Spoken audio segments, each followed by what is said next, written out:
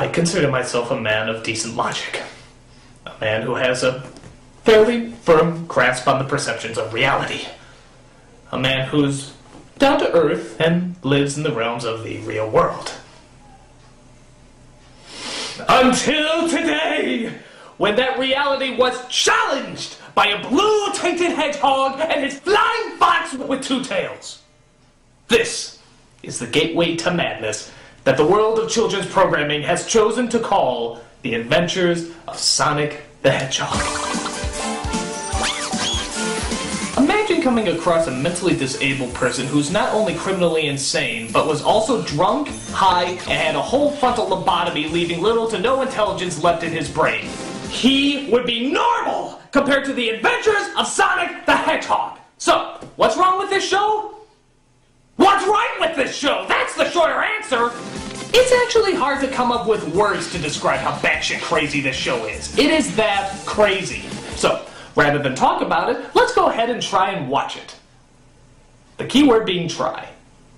So here's the opening of the show, which I suppose is supposed to sum up what the show is about. Look, it's Sonic! Sonic! We got lots of Sonic! Hello! Hello! Sonic! Sonic! Hey! Lots of Sonic! Hey! Sonic! Sonic! Definitely lots of Sonic! Well, that explained everything. I can't wait to see more. Now, I know what you might be thinking. Are you just showing the opening of this show again?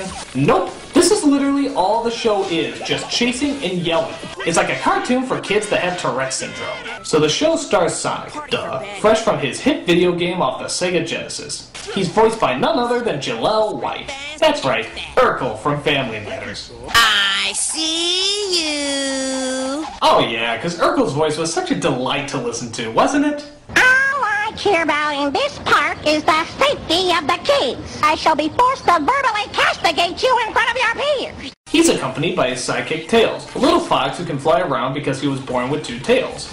Makes sense to me. They're out to stop the evil Robotnik, who seems to live in a house designed by Frank Lloyd Wright. His evil plan is to, you guessed it, take over the world. No, I'm not gonna do it. I'm sick of that joke. You know, it's funny at first, but now it's just getting annoying. So you are never gonna hear that joke again. Of course! Of course! It's gonna take more than that this time.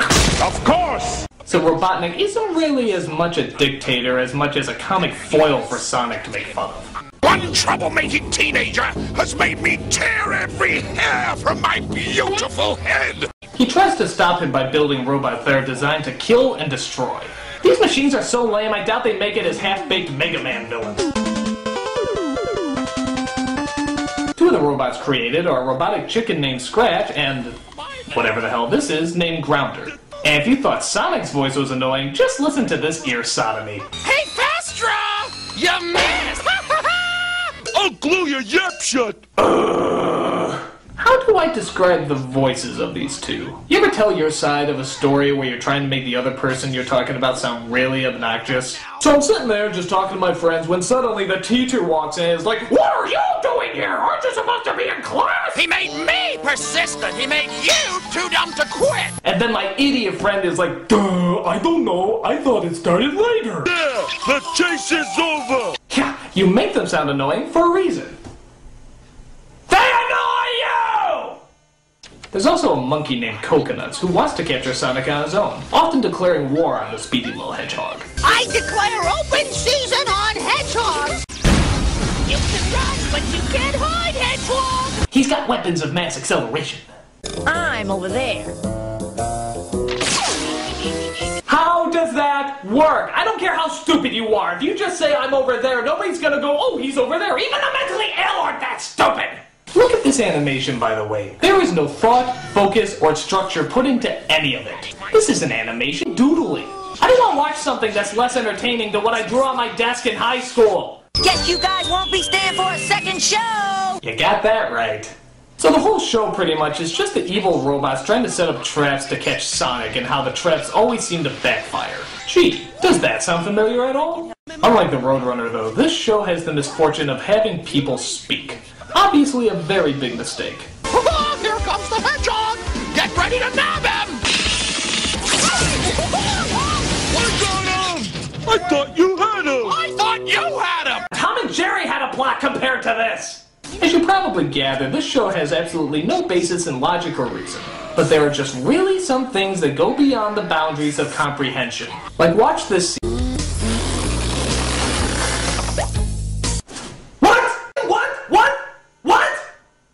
What? How did you even come to that conclusion?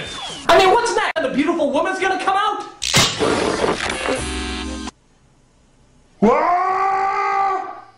How can you make a woman? Why would you even be chasing hedgehogs if you can make a woman? It does not add up. How do you even advertise a show like this? I mean, what did the commercials look like? Hey kids, Ren and Stimpy making too much sense for you? Then put on The Adventures of Sonic the Hedgehog. You'll love this cosmic out-of-body raping of your senses. It's like a Japanese show in English, only you still have no idea what's going on. You must be at least this high to watch. One of the running jokes, I guess, is that Sonic always has a thing for chili dogs.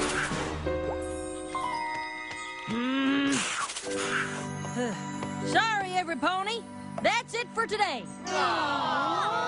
Surprise, surprise!